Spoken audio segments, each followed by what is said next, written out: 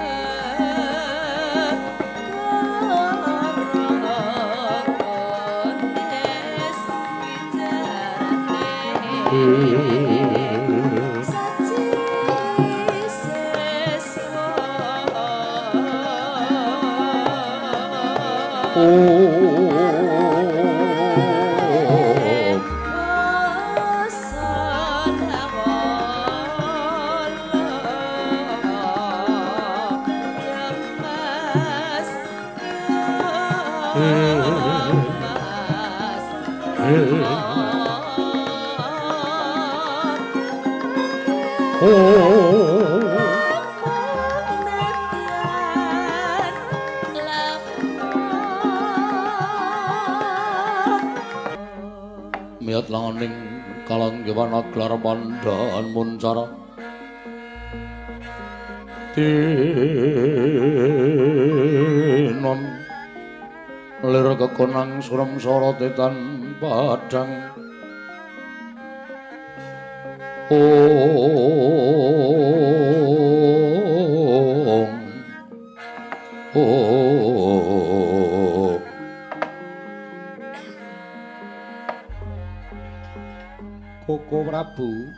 Koko Prabu Ndarawati nuwun timbalan ngadhawuh Yayi sawetawis Koko Prabu rawuh wonten ing Praja Ngamarta ewadene rayi para boten kepareng munjuk atur ngersa paduka Kanjeng Koko Prabu krana raos kodheng sutaning manahipun ingkang rayi sawetawis radi bingung manahipun ing Raka Ndarawati anggen kula matrapaken dhateng kawontenan kula piyambak. Ing atasipun ing Raka sowan dhateng Praja Ngamarta, panandhening mangke mboten nampi atur saking paduka Kyai Prabu ing Ngamarta. Inggih krana sampun sawetawis Pandhawa bebasan koncatan kekiyatan. Wiwit nalika semanten pustaka Jamus Myang Jimat kelima sada. Murca saking praja ing Ngamarta cinidra dening satunggiling wanita inggih menika pun Dewi Mustaka Weni engga sepriki pustaka Jamus Klima Sada dereng kepareng kundur wonten praja Ngamarta mongko sampun boten kirang-kirang anggen kula mbudidaya angupaya parandene gagar wigar tanantuk karya Koko Prabu lajeng wonten pundi malih anggen kula badhe angulari wonten pundi dununging pustaka Jamus Kelima Sada Koko Prabu miat langening kalanggiwan aglar pandan moncar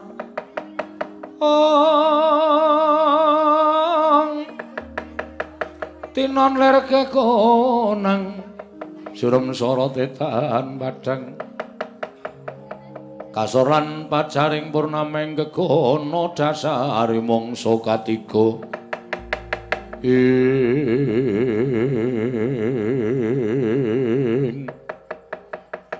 dereng ngantos paripurna imbal wacana kasaro ingkang mlajar-mlajar nenggih Nalindra Ngastina Prabu Duryudana kadheraken Begawan Durna tuwin mate Arya Sengkuni karya cingak sangya para Pandhawa wau lang-langeng driya mangungkung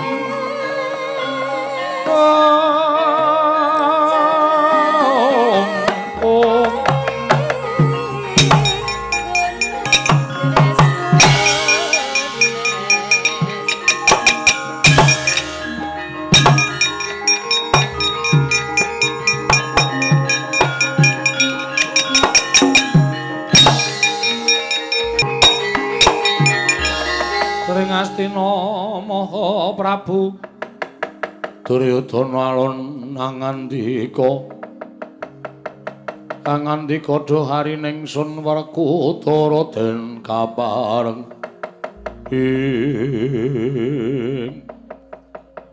Koko Prabu wonten menapa jeng ngandika mlajar-mlajar ngantos prapting negari Ngamarta?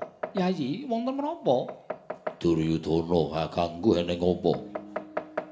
Yayi Prabu, sewu-sewu kalepatanipun ingkang Raka Tadah Wadana. Krana dinten sakmangke kula daya-daya sowan wonten negari Ngamarta mugi andadosna ing kawuningan. Bilih dinten sakmangke negari Ngastina bedah. Lho, bedah kados pundi? Lho, mangkene piye? Bedah kados pundi, Yayi? Wonten parang muka saking negari Ngeloji Tengara ingkang badhe anglar jajan. Malah jebul pinanggihipun Sang Prabu Belgedwelbeh Nalindra Ngeloji Tengara menika digdaya kliwat ukur. Nadyan ingkang Raka ing Ngastina mboten saged nrenggalangi kridanipun Prabu Belgedwelbeh. Mila dumunten kula nganthi paman plasa jenar supados sowan dhateng negari Ngamarta. Ingkang wigatosipun supados nyuwun senjata pitulung dhateng kadang-kadang kula para Pandhawa. Koko Prabu Ndarawati kula nyuwun senjata pitulung supados Ngastina wangsul wonten pangwaosipun Duryudana. Koko Prabu.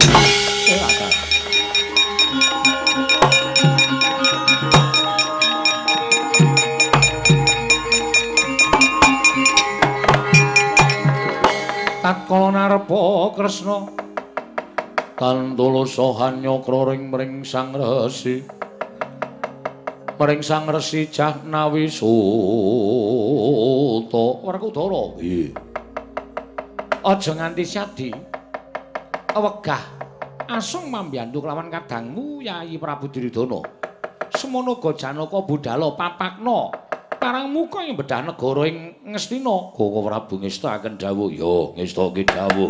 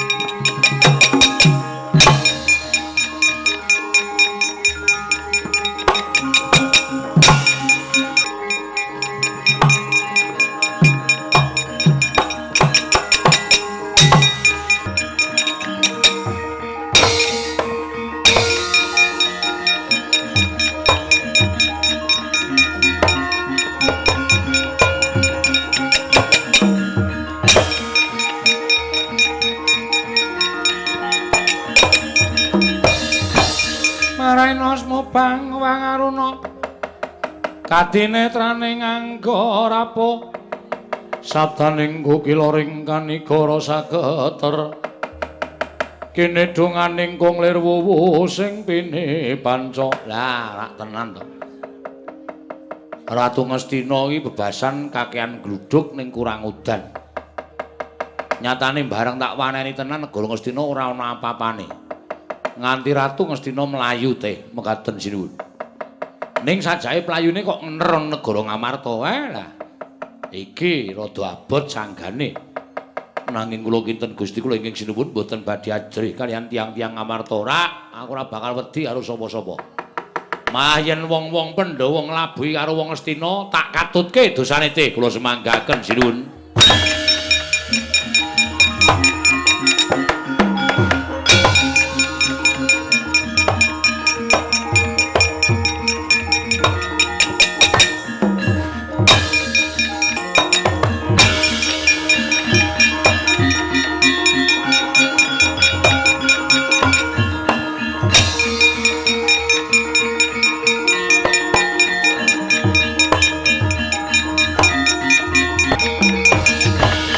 Kunjang gancing langit kelap-kelapaton ler kincanging risang mawe gandrung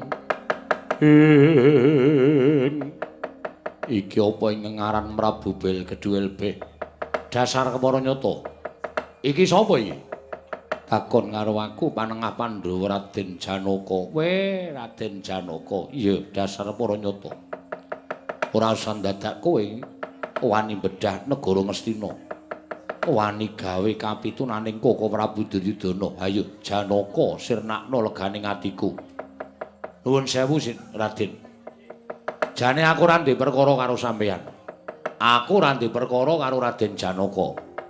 Ning gandeng sampeyan ngewangi karo Prabu Duryudana, mula wis dadi upataning Prabu Tongtongsot sapa sing ngewangi Prabu Duryudana tak katutke dosane. Ning nuwun sewu. Sadurunge sampeyan perang karo aku, luwih dhisik aku tak takon karo sampeyan. Miturut crita, miturut wong ngabarke, sarta rasaning para kawula antaraning Kurawa karo Pandhawa kuwi ora gathuk, ora padha cocok lair lan batine. Ora usah dadak ngundat-undat perkara kuwi perkarane Pandhawa lan Kurawa dudu perkaramu. Lho, aku ora melu-melu perkarane Pandhawa lan Kurawa. Ning aku mengandhake. Lah kok dadi barang saiki sing Prabu Duryudana nyuwun tulung marang para Pandhawa kok ditulungi. Monggo nek diitung-itung Pandhawa le kasangsaya merga saka pokal gawening Prabu Duryudana kuwi wis marambah makaping-kaping. Wis ora iso diitung nganggo wilanganing driji merga saka akehe.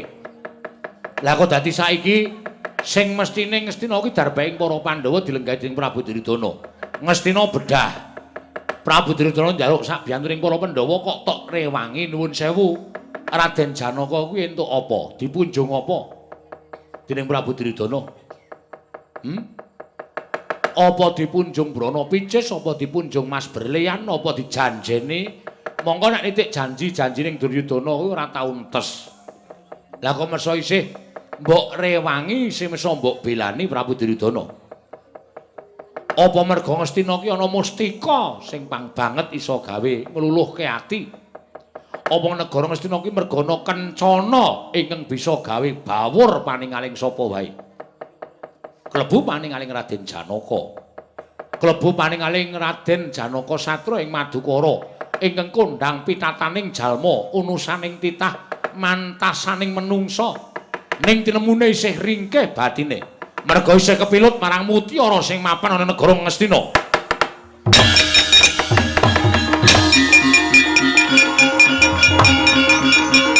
Ayo, amok.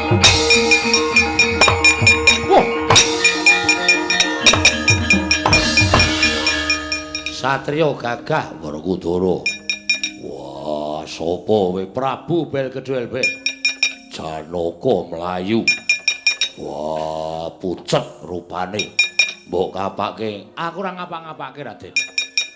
Aku ora ngapa-ngapake Raden Janaka, ya ming tak omongi werna-werna nganti dheweke kewirangan. Wah, mirang-mirang ke adiku lanang. Totoe nyawa. Lho, nek sampeyan ajeng wani karo kula monggo mawon. Wah, mudhar kowe.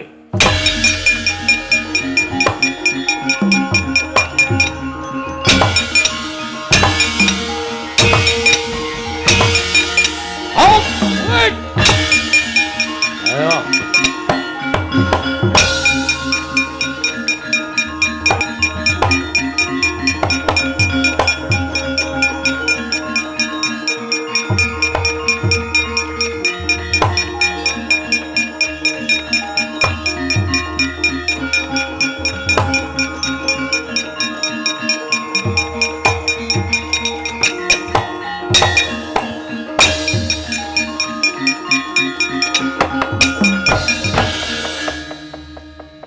Kok mundur pasuryanmu kok rengu iki apa? Koko Prabu. Mboten nginten babar pisan. Bilih kula dipun erang-erang dening Prabu Belkedhelbe. Kula dipun isin-isin dening Prabu Belkedhelbe. Koko Prabu. Kula lingsem. Werkudara piye? Wah, dugang ora apa-apa. Hak tendang ora apa-apa. Mangsa Baranga Kresna weh ladal padha mundur kabeh.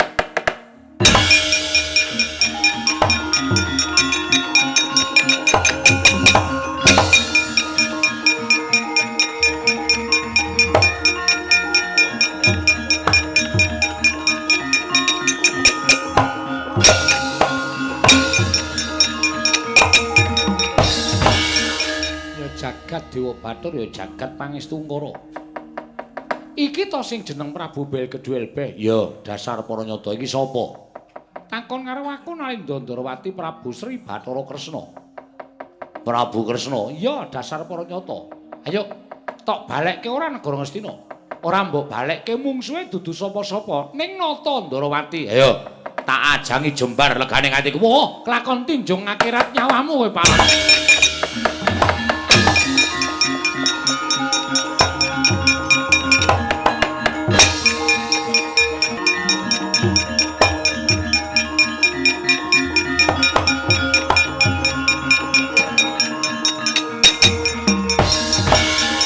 Nimbali kula, Ndara.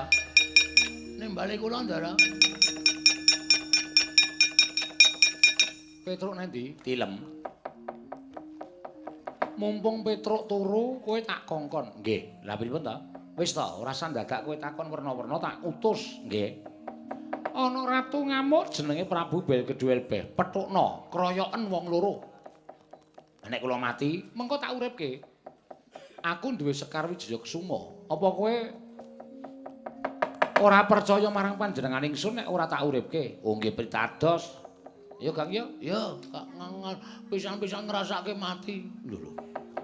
Ngrasake mati iki piye? Ya engko ora ya diuripke ora urip meneh to. Mungsuhe sinten namine? Prabu Belgedwelbeh. Ya orang ya. Ya.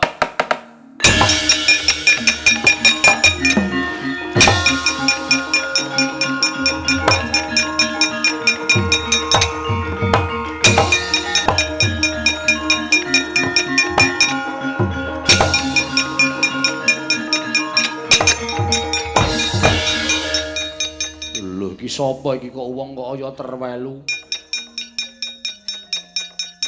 Iki sapa ta iki? Takon karo aku Nalindra Loji Tengara Prabu Belgedwelbeh. Kok kaya ning apa iya ya, Gang? Matno, tak persis ta? Heeh, ya meng irunge dinggoni ali-ali. Ha iya. Nele persis-persis. Aning terus sing glenggeng rujak jeruk mau sapa? Ayo kuwi. Ais. Mbok menawa Prabu Kresna luwih lantip panggraitane timbang awake dhewe. Karemu piye? Ayo, balekke ora negara Ngastina. Ora bakal tak balekke, ora bakal balekke mungsuhe aku, mungsuhe aku. Moh, aku mungsuh kere-kere. Anane aku kok mau ki piye iki? Aku wegah. Ayo ndi para Pandhawa? Weh, Pandhawa iki pepundhenku tok tantang. Aku ora trima. Nek nganti kowe wani nantang bulan leno panau mati trak. Terus neng.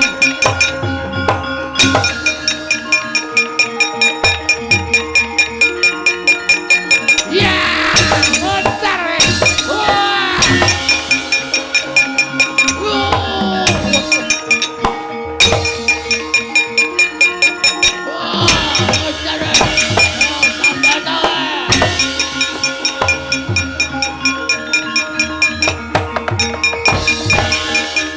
Den gulung dening kelurahan Logare Mewah Kelurahan Bagong. Ijal wujuding Prabu Belgedwelbeh. Nengge Kelurahan Petruk kantong boleng ing mundi pustaka jamus nyang jimat kelima soto.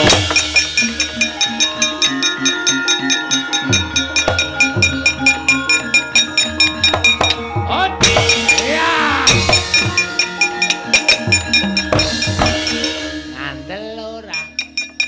Wah. Trembelane iki. Welo. Sembruk dengkulmu. Petro sembruk ora. Waduh nganggo jenggot barang. Ayo wis ben to kok ayo suwe lunga saka omah kok ya. Oh, lho kok sik. Iki nek ora tak aturke Sri Ndarawati ndak ora rampung-rampung perkarane. Ya wis aku aturno. Gus, Sinuwun Ndarawati mati ndak mriki, Ndara.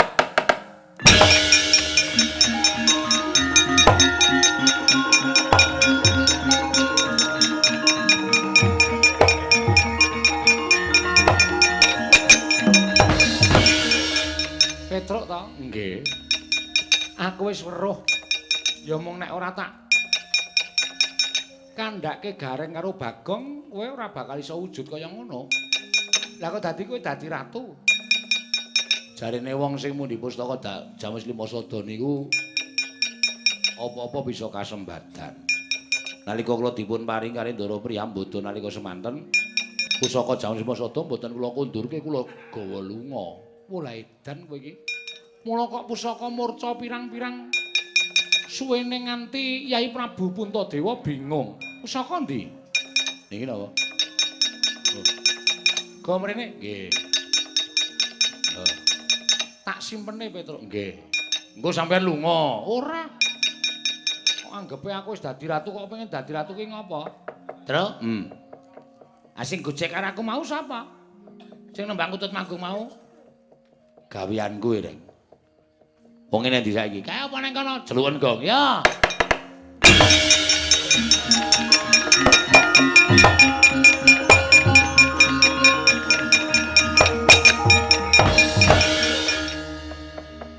Lemu dadi Petruk wis rampung.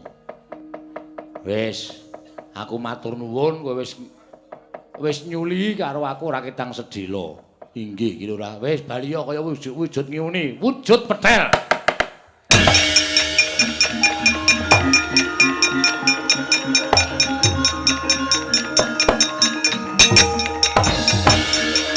Wah, trembelane. Dadi aku mau tetembangan karo petel ta, Tru? Ya sorry kok. Wah, aku mau mulane kok tak anggere tak antil kok antose ora jamak-jamak. Bul saka petel to. Ya wis yen to pancen kaya mengkono Petruk. Ora ketamung sedhela kowe wis tau ngrasake dadi Nalindra. Nggih. Lah terus kula niku duwe patih. Lho, patihmu sapa? Kajenge mira tekan mriki.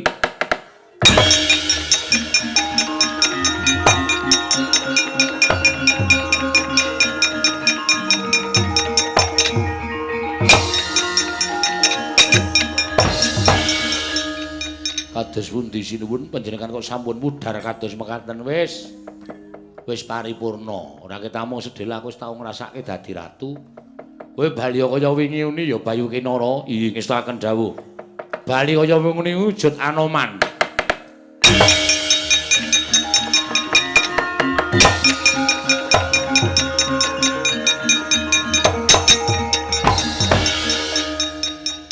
Lajeng Wadyabala ngeloji tengara ingkang kathah sanget. Ha gawe mang ming tukang son do tak dandani ngene. Oh ngaten. Wis ben nengke wae ganti ya luweh ora ya luweh. Rasa do digagas ngestaken dawuh. Lasirun Paida Blendis ki ming rombongan sound system. Ha kae mau ya gleleng do tak dandani cara adipati. Do tak kon perang barang. Wah, glelenge ora jamak-jamak. Ya jane sedinane ya ming tunggu diesel. Inggih, mangkat lho. Wis ya, bali yo ning Kendali Sada. Anoman kowe bali ning Kendali Sada. Lho niki sinuwun ngestaken dawuh.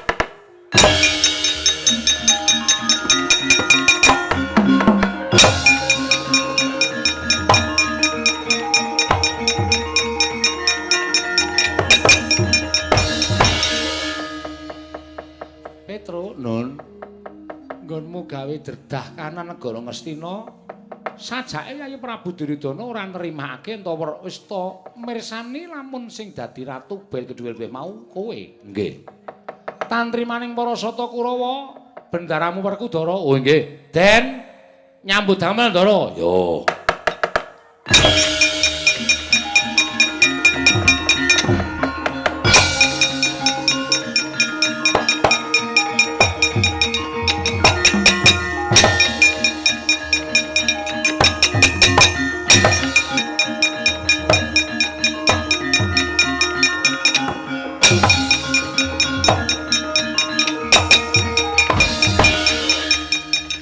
Alas sing dadi ratu jebul Petruk ya ndi menungsane tugel-tugele gawe wirang ratu Ngastina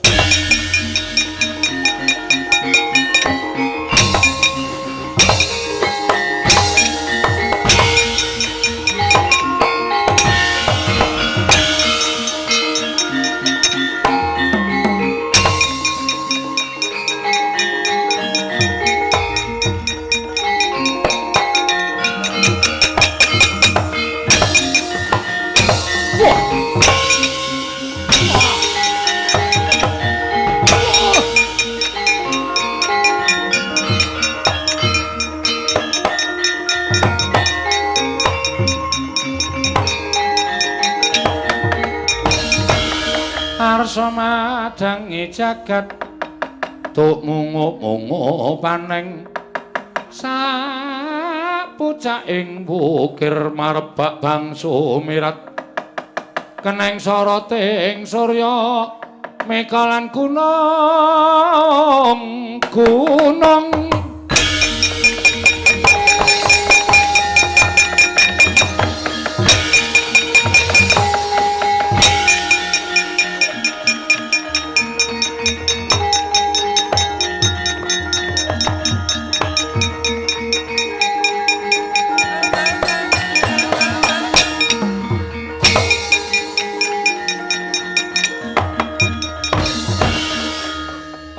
pun paripurna Ndara.